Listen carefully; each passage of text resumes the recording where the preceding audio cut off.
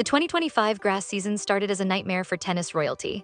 Coco Gauff, fresh from her French Open triumph, was stunned 6-3, 6-3 by qualifier Wang Xinyu in Berlin, her first match as a two-time Grand Slam champion, ending in shocking defeat. Jannik Sinner, the world number one, lost his first match since the French Open final to Alexander Bublik in Halle, ending his 66-match winning streak against players outside the top 20. Arena Sabalenka's Berlin return was interrupted by slippery courts and controversy, her match suspended amid angry protests, then saves 4 match points against Rybakina to win the match in a nail-biting 3-setter. And now, June 19th at Queen's Club, Carlos Alcaraz, the last hope for post-French Open momentum, was struggling through the longest match at the venue since 1991, barely able to stand in the sweltering London heat. What we witnessed wasn't just one match in isolation.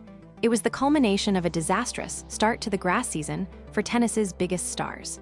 The transition from clay to grass had claimed multiple victims, and Alcaraz was fighting not just his opponent, but the psychological weight of being the last remaining hope for post-French Open momentum. The pressure was immense. The conditions that day were brutal, temperatures soaring, humidity crushing, and grass courts that demanded completely different movement patterns from the clay courts Alcaraz had just conquered in Paris. When you add the expectation of maintaining a perfect winning streak, you create a perfect storm for physical and mental breakdown. Most players would have folded. Alcaraz found another gear when he had nothing left. Today we're dissecting what happens when champions face a perfect storm of physical adversity and psychological pressure. How the catastrophic start to the grass season created impossible expectations for Alcaraz, and why this match became a defining moment that separated true champions from merely great players. To understand the magnitude of what happened at Queen's Club, we need to understand the context of tennis's lost week. The transition from French Open clay to English grass had become a graveyard for champions. Gauff's shock loss in Berlin to Wang Xinyu sent ripples through the tennis world, the first American to win Roland Garros since Serena Williams, defeated in her very first grass court match. Sinner's loss to Bublik in Halle was even more stunning, his first defeat to someone outside the top 20 since 2023. Sabalenka's Berlin debut descended into chaos when her match was suspended due to slippery courts, creating an atmosphere of frustration and controversy. The pattern was clear. The surface transition from clay to grass was proving more brutal than anyone anticipated.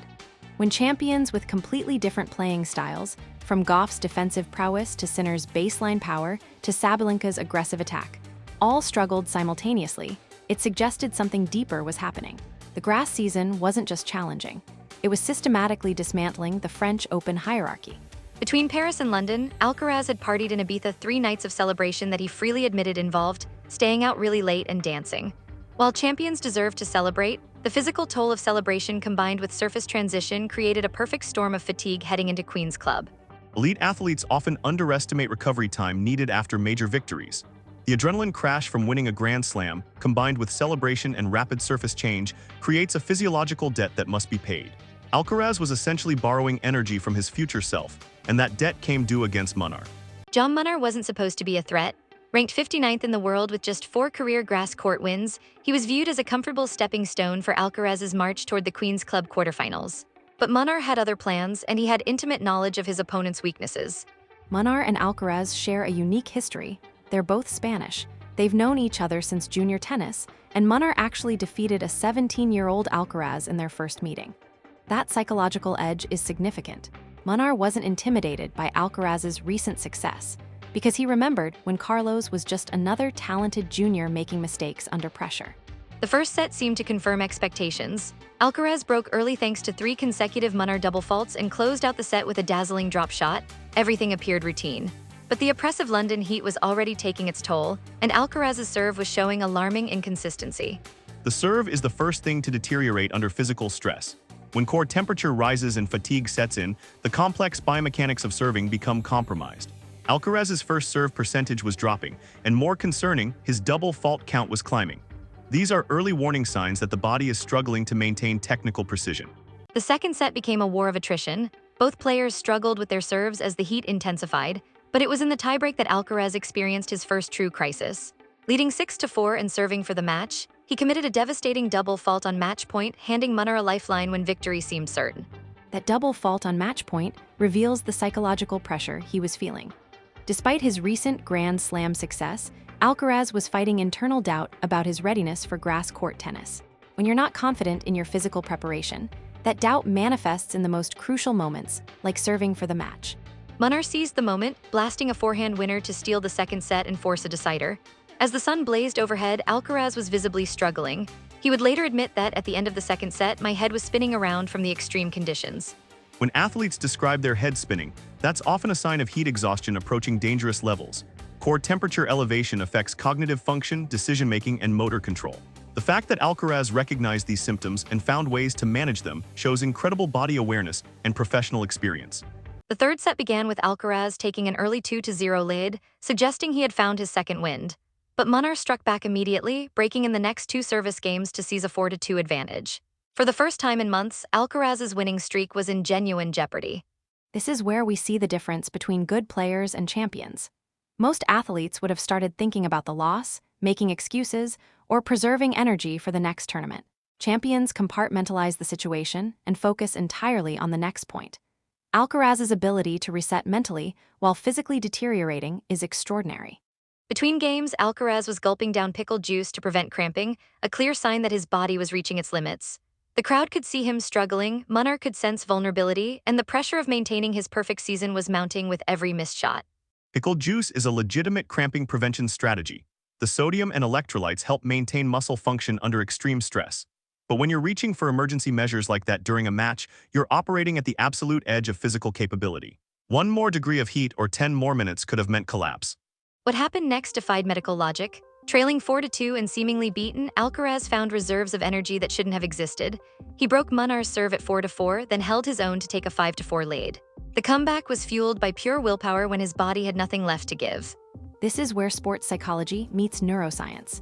The brain has evolved protective mechanisms to prevent us from exercising to the point of serious harm. Champions like Alcaraz have trained their minds to override these signals when victory is at stake. It's not just physical, it's a form of controlled dissociation from bodily distress. The final game was pure theater. Serving for the match at 5-4, Alcaraz needed every ounce of his champion's instinct. With Munnar defending desperately, Alcaraz produced a perfectly weighted lob that landed just inside the baseline, a shot requiring exquisite touch when his hands were surely shaking from exhaustion.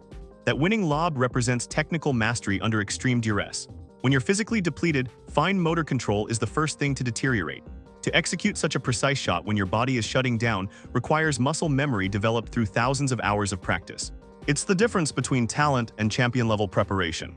After the match, Alcaraz's honesty was startling. "I still don't know how I'm standing here," he told reporters. "I could show that I was out mentally, but I stayed there, I tried to fight."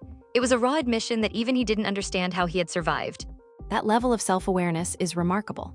Alcaraz recognized that he had exceeded his normal capacity for stress management. He wasn't celebrating superior tactics or preparation.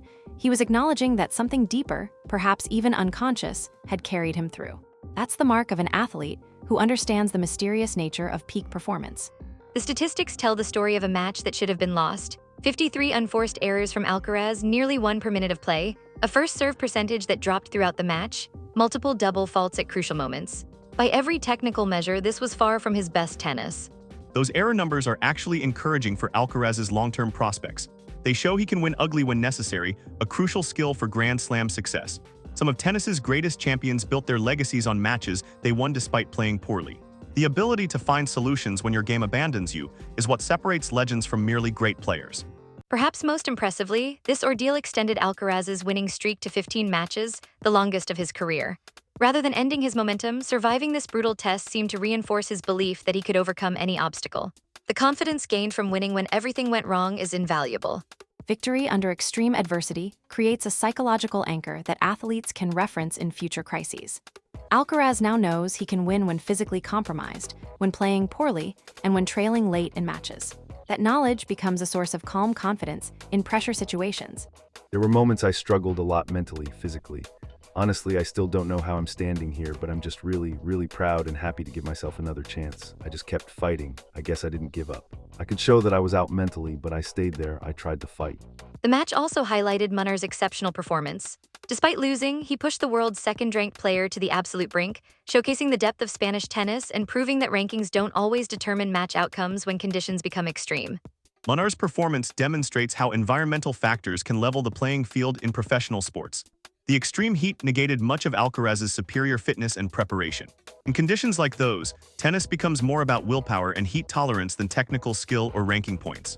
The broader implications for Alcaraz's career are significant. This match proved he could maintain his winning ways even when transitioning between surfaces under adverse conditions. It demonstrated resilience that goes beyond physical preparation, the mental fortitude that defines generational champions. What we witnessed was a real-time case study in how champions are forged. Technical excellence gets you to the top level, but staying there requires the ability to win when everything goes wrong. Alcaraz showed he possesses that rare quality, the refusal to accept defeat, even when logic says you should quit. This match also raises important questions about player welfare in extreme conditions. While Alcaraz's victory was inspiring, the physical toll he endured highlights the need for better heat protocols and player protection measures as climate change makes such conditions more common. The tennis calendar puts enormous strain on athletes who must perform across different surfaces, climates, and time zones with minimal recovery time. What Alcaraz achieved was remarkable, but it shouldn't be the standard expectation. The sport needs to better balance competitive integrity with athlete health and safety. The aftermath tells its own story. Alcaraz went on to defeat Arthur Rinderknecht in straight sets in his next match, suggesting that surviving the Munner ordeal had actually strengthened rather than weakened him. Sometimes the battles that nearly break you are exactly what you need to reach the next level. The Alcaraz-Munner match reminds us that sports at the highest level is fundamentally about human limits and the refusal to accept them. We watch not just for technical brilliance, but for those transcendent moments when athletes reveal what's possible when mind conquers matter. This was one of those moments. Thank you for joining us in analyzing how a champion survived when survival seemed impossible. This episode was brought to you by Unstruct AI, where we explore the psychology of peak performance under extreme stress. The Queen's Club epic wasn't just about tennis, it was about the human capacity to transcend physical limitations through sheer force of will. When Alcaraz said, "I still don't know how I'm standing," he was acknowledging something that sports science can't fully explain: the mysterious alchemy of championship mentality. Sometimes victory isn't about perfect preparation or superior technique. It's about refusing to quit when every logical signal tells you to stop. In 3 hours and 23 minutes of brutal London heat, we witnessed the forging of a champion's character. The boy who won his first Grand Slam with brilliant shot-making has become a man who can win with pure heart when his body betrays him. That evolution from talent to champion is what separates the merely great from the truly legendary.